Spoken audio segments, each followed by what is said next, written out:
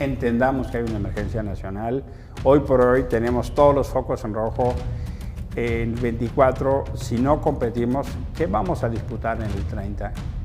¿Qué vamos a disputar en el 30?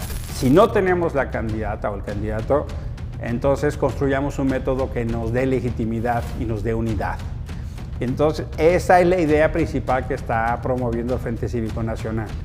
Queremos promover elecciones primarias para que los partidos de oposición, incluyendo MC, compitan para generar una legitimidad que dé posibilidad a dos cosas.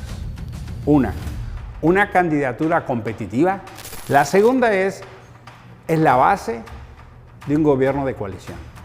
Porque tenemos que entender que hay un momento de crisis que nos permita recuperar cierto desgaste y destrucción de las cosas para generar competencias de normalidad democrática, porque hoy por hoy eso no existe. El método de una elección primaria nos permite entonces para septiembre del 23 sí salir, y no solo con una legitimación, sino con un contraste.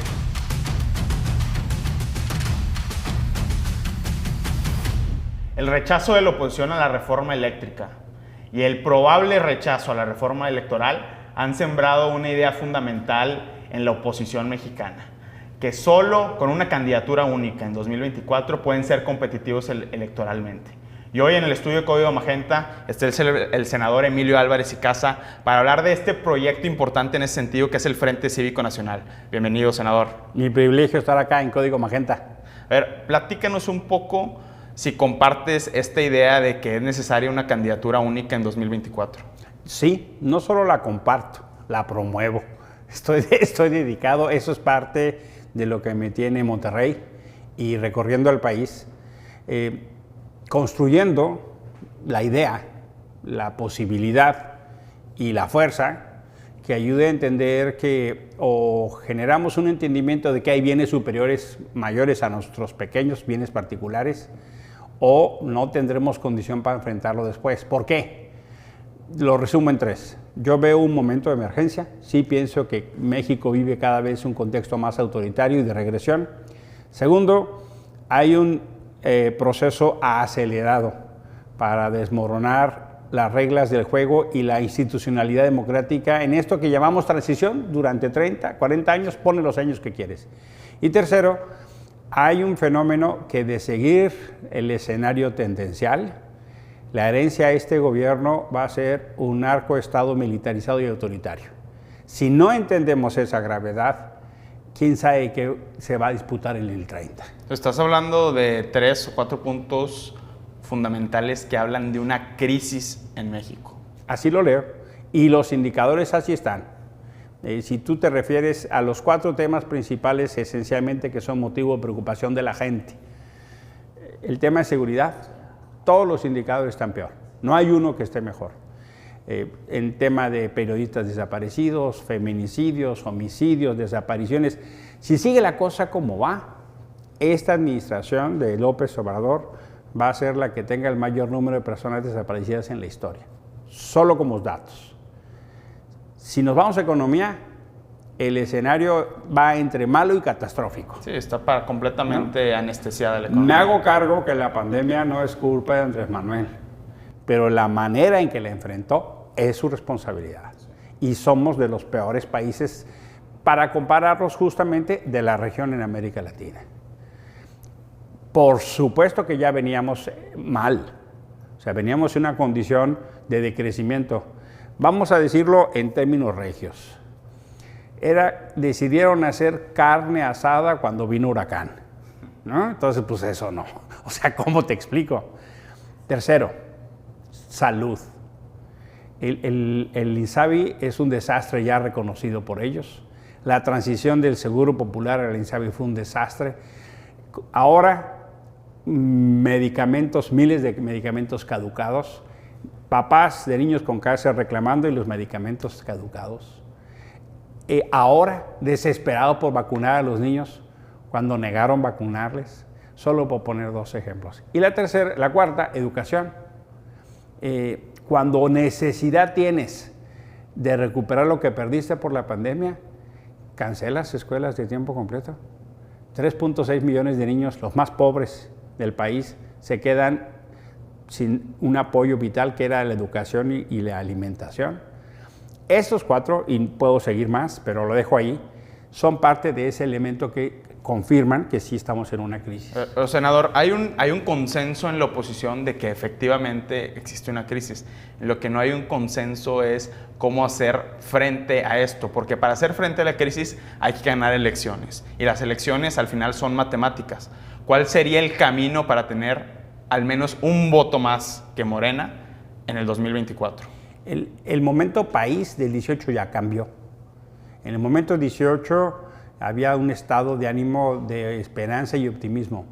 Mucha gente que otorgó el voto de confianza, el beneficio de la duda, el ya le toca, el apuesto a ganador o porque estoy convencido o convencida, ya se movió.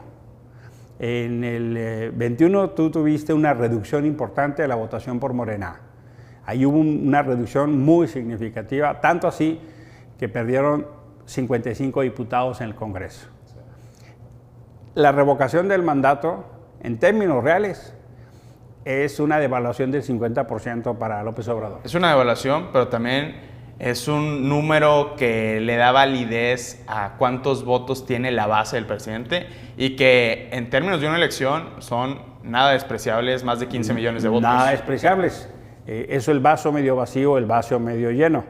Si tú tenías 30 millones y ahora tienes 15, con 18 gobiernos estatales, con todo el aparato federal, en algunas regiones usando programas sociales como condicionante o coacción, incluso en tierras del narco donde ganaste por más del 100% en casillas, pues quiere decir que todo el músculo les dio para eso.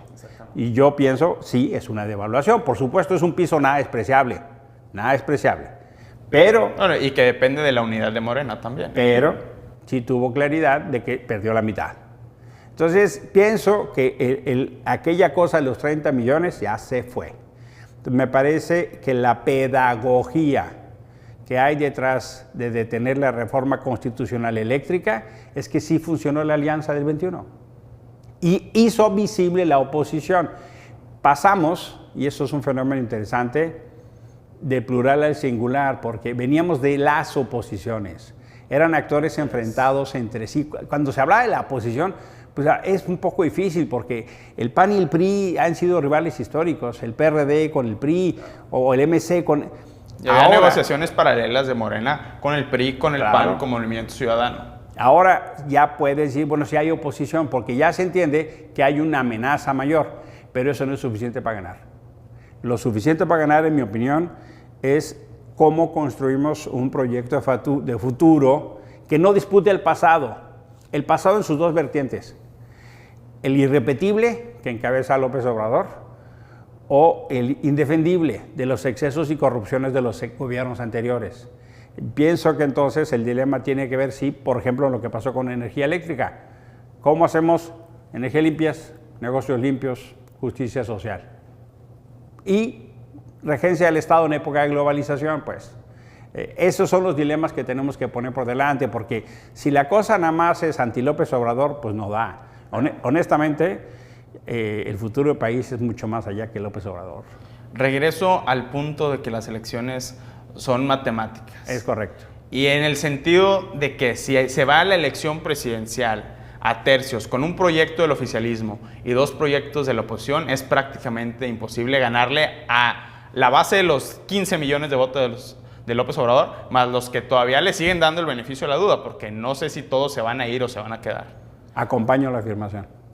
Entonces, ¿cuál sería el mecanismo para hacer frente a esta realidad aritmética y construir una candidatura única? La base es cierta. Las elecciones se ganan con votos, pero también con candidatos, candidatas. Y yo no alcanzo a ver una figura que nos aglutine a todos en la oposición. No alcanzo a ver una persona que genere la convicción de que esta es la persona que tiene la condición para aglutinarnos o que todas y todos nos sintamos representados en él o ella para la batalla. Si no tenemos la candidata o el candidato, entonces construyamos un método que nos dé legitimidad y nos dé unidad. Entonces, esa es la idea principal que está promoviendo el Frente Cívico Nacional. Queremos promover elecciones primarias para que los partidos de oposición, incluyendo MC, compitan para generar una legitimidad que dé posibilidad a dos cosas. Una candidatura competitiva de oposición. Quien se sienta del lado del gobierno, pues esta no es su opción. Sí. Así dicho, ¿no? Para no perder tiempo, pues. Si es poco el amor, ¿para qué lo desperdiciamos en celos? ¿No? La segunda es la base de un gobierno de coalición. Porque tenemos que entender que hay un momento de crisis que nos permita recuperar cierto desgaste y destrucción de las cosas para generar competencias de normalidad democrática, porque hoy por hoy eso no existe. El método de una elección primaria nos permite entonces para septiembre del 23 sí salir, y no solo con una legitimación, sino con un contraste, porque no hay duda que en Morena el elector va a ser el dedazo. Va a ser el dedazo. Ahí no hay duda, ¿eh? Por más que le quieran revolcar. Cada que las encuestas no le salen, las repiten hasta que le salen. Así pasó con Mario Delgado y Porfirio Muñoz Ledo, para poner un ejemplo, ¿no? Hasta que ganó Mario Delgado hicieron 3, ¿no? Es una encuesta, pues hasta que sale. Exactamente. Y por eso pienso entonces que la elección de un candidato bajo una primaria es base, es lo que estamos haciendo en el Frente. Y en el Frente estamos entonces convocando a actores de sociedad civil. Si viene gente que estuvo en militancia partidaria, no hay inconveniente, pero es sí llamar a los no organizados y a los que están preocupadas, pues más bien para que se ocupen, no para que se preocupen. 2 preguntas sobre tu percepción de este mecanismo de elección primaria. Número 1, si hay posibilidad de que sea regulado por el INE, que creo que para el lado de la oposición que sí confía en el INE sería un gran voto de confianza. Claro. Y otro punto es cuáles tendrían que ser las reglas esenciales de este proceso. Mira, hay 3 formas que eso se puede organizar. Una vía de una reforma constitucional. Que es poco probable. Es poco probable, y más aún, o menos aún, con la reciente propuesta de reforma electoral que presentó López Obrador. Sí. Porque si esa propuesta es más para intentar sacar rédito electoral que para construir política pública y acuerdo de país, pues no va a pasar. Fue lo de la eléctrica. O sea, lo que pensaron es, vamos a tratar de exhibir a la oposición y ahí sacar rédito electoral. Yo oí un senador de Morena que así lo dijo. No hay lectura de mi parte, es transmisión de información. Le decimos, oye, es una salvajada, sí, ¿no? Eso de acusar de traición a la patria, esos son los recursos del fascismo. Dijo, pues ustedes digan lo que quieran. Nosotros lo vamos a seguir haciendo porque se los vamos a cobrar electoralmente. Claro. Ya tenían el cálculo de que no iba a salir. Y tanto la reforma eléctrica como la reforma electoral. Son para eso, no son para construir acuerdo de país, pero ¿cuál será el estado de situación? Que prefieren construir conflicto, un discurso de odio y violencia e intentar lucro electoral en lugar de hacer un acuerdo de país. Honestamente me genera mucha preocupación. ¿Y cuál es el antídoto? Y yo pienso que toca sacarlos del gobierno, ese es el principal. La segunda, se puede organizar una primaria por vía de reforma electoral, pero hoy se ve lejano. Lo puede organizar el INE, ya lo han hecho, ya hay partidos políticos nacionales que le han pedido al INE y eso se puede hacer. Y también se va a ir de la manita de un proceso principal que es defender al INE. Si tú crees en el INE, pues le confías al INE. Claro. Y la tercera es, ha habido experiencias importantes de sociedad civil como Alianza Cívica que en su momento organizaron consultas valiosas. Yo quisiera la segunda, me gustaría más la primera. Ya vimos lo que pasó, por ejemplo, en Francia con la segunda vuelta, vimos lo que pasó en Colombia, que es súper interesante en términos de método de elección de candidaturas, vemos lo que pasa en métodos como Argentina, donde la gente es la que decide quién va a la boleta. Exactamente. ¿No? Ahora hay un cordón sanitario en torno a la verdadera prioridad de la sociedad en ese momento. Mira, ¿y qué es lo que creo que toca? Lo que toca es poner un límite real en términos de un proceso que nos dé confianza. A mí me gusta mucho el modelo de lo que sucede en las primarias en Estados Unidos. Sí. Hay muchas cosas que yo le respeto a Estados Unidos y que vayan 15 precandidatos en las estatales discutiendo temas, medio ambiente, deuda externa, salud, seguridad, y son debates que se van decantando la cosa, ¿no? Y de 15 pasas a 10, y de 10 a 5, y de 5 a 2, y cuando queda el que queda, no queda duda que esa es la persona. Pienso que tenemos que hacer algo así, honestamente. La segunda que me parece vital es que tiene que ser algo súper transparente en financiamiento y en participación, porque eso nos va a dar mucha confianza.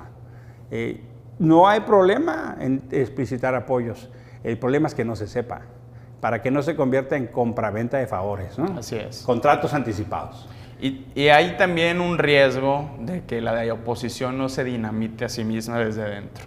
Mira, siempre hay un riesgo en el ánimo de la competencia democrática cuando en lugar de argumentos se utilizan descalificaciones, ¿no? Y que luego esas descalificaciones tomen vuelo. El anverso de la moneda es que a veces esos propios procesos ya vacunan. Entonces, cuando salen en un proceso mayor o en un proceso ya federal o constitucional, los candidatos ya están vacunados. Hombre, pues eso ya me lo dijeron y la gente no lo consideró en importancia, ¿no? Eso generalmente pasa en distintos momentos. Le ha pasado a muchas figuras nacionales, ¿no? Que salen los procesos internos y ya los constitucionales, si sobrevivieron, ¿no? Porque infelizmente la democracia tiene el contraste, ¿no? Sí. A veces, infelizmente, los elementos de contraste de la guerra sucia son más fuertes que los elementos propositivos, ¿no? Claro. Si sobrevives, sigues. A ver, Emilio, el Senado es un primer termómetro de cómo está la situación política a nivel nacional. ¿Cuál ha sido la reacción de los representantes del PRI, del PAN, del PRD y de Movimiento Ciudadano a esta idea que trae el Frente Cívico Nacional? Mira, hay dos tipos de reacciones. Una, hay compañeras que no ven de otra. Yo te puedo decir que no solo está sumado Madero, incluso gente, por ejemplo, como Claudia Anaya del PRI, o Mario Zamora Gastelum, que fue candidato a Sinaloa, también lo ve muy bien, o incluso colegas míos como Germán Martínez, y dicen, la verdad es que lo veo muy bien, no en este momento estoy en la idea de participar, pero lo veo muy bien. El misma gente como Claudia Ruiz Massieu, o en los comentarios que hemos hecho con Kenia López Rabadán, por ponerte ejemplos, ¿no? Y dice, pues sí, tenemos que ir construyendo esa masa crítica.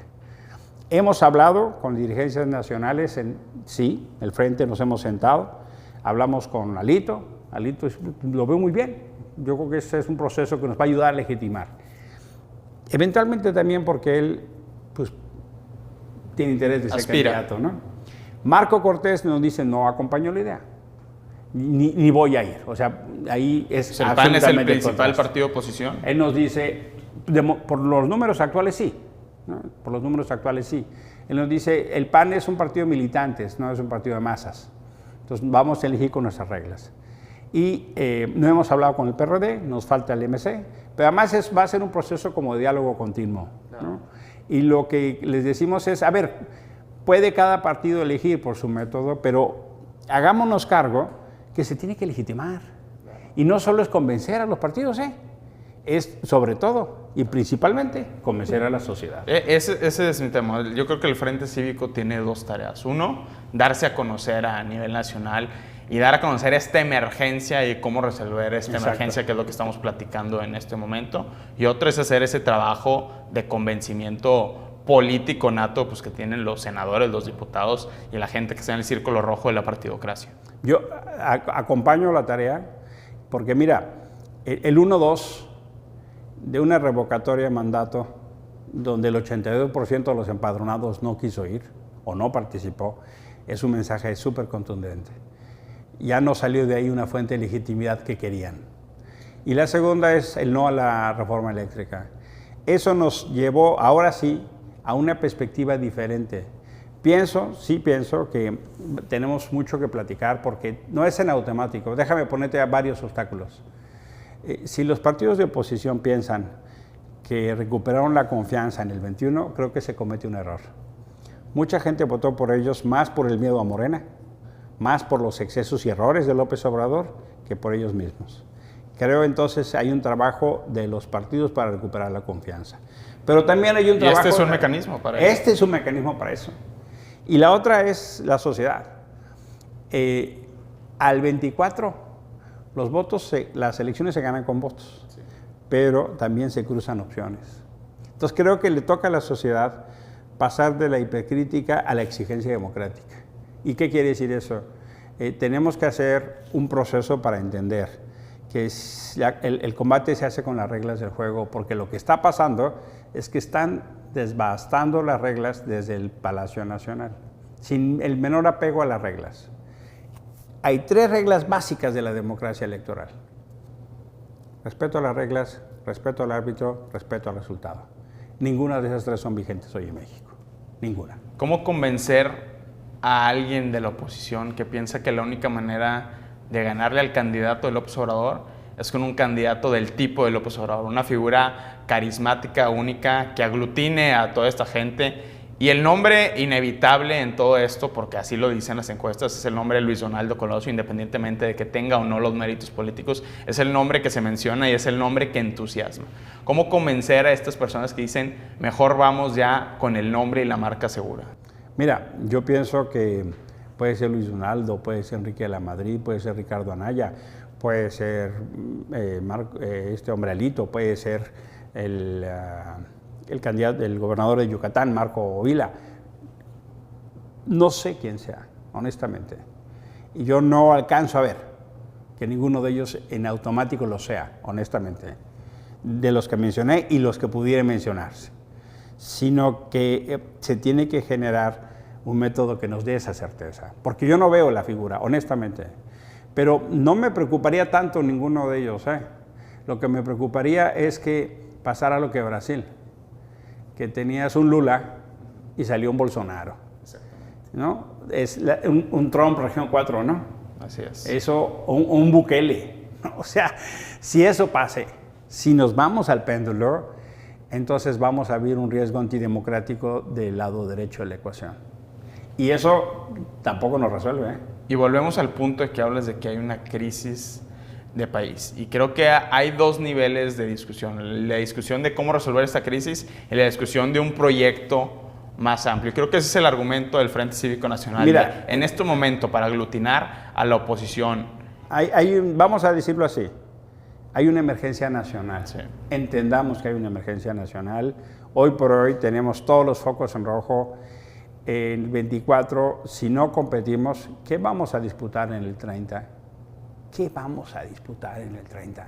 Generemos condiciones de competencia y gobernabilidad democrática, de transparencia y de exigencia. Es que no es menor de la devastación que está pasando.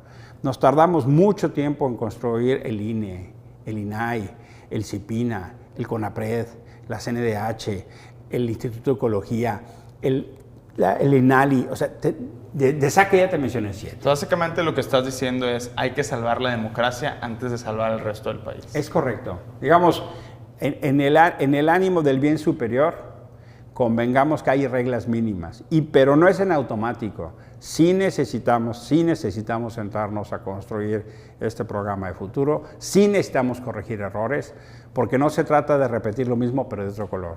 Eso yo pienso que hay una ventana de oportunidad que para mí, por mi historia de lucha y mi origen, es vital, que es el empoderamiento de la sociedad. Porque también la gente ya está viendo que los tlatoanis no dan. Y eso es un momento maravilloso, porque entonces la sociedad va a tener un momento privilegiado para tomar poder de su destino. Yo pienso que es un momento de causas. Es un momento para el medio ambiente, es un momento para pensar la economía distinto con la fuerza que traen los chavos y las chavas, es un momento para pensar los derechos de las mujeres y evitar la violencia contra ellas, es un momento de que podemos generar una economía distinta en este país, con el tamaño y la potencia que tenemos. Sí pienso que tenemos condiciones privilegiadas mal aprovechadas. Entonces, pienso que si no hay tlatoani, tiene que haber sociedad. Así es. Esa es mi apuesta. Emilio Álvarez y Casa, senador del Grupo Plural y coordinador y promotor del Frente Cívico Nacional, muchas gracias por estar en Código Magenta. Mi privilegio. Grande. Gracias.